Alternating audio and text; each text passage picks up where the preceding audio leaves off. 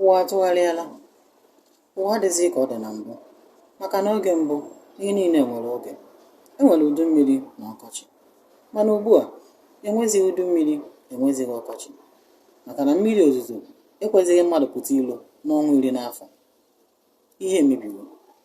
N'oge mbụ, nne anyị na nna anyị ha enweghị ntụ oyi, kama ọ bụ ukwu osisi na-enye ha ndo ma na-enyekwa ha ikuku ọma.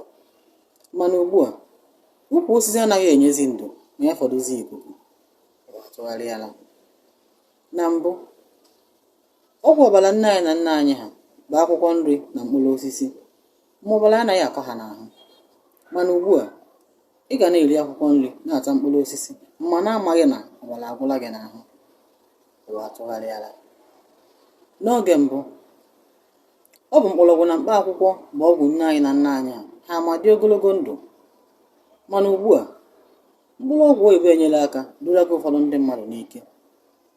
Ihe emebiwo.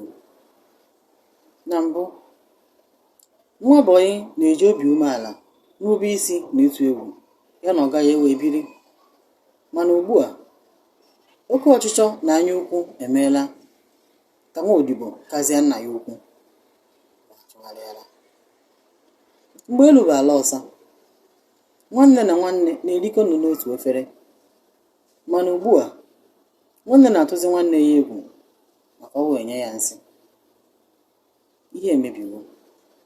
Nwaanyị na-atazi eke ọkụkọ. Agbata obi nwanne abụzi nwanne ya, kama ọ bụ onye ilo ya. Ihe emebiwo.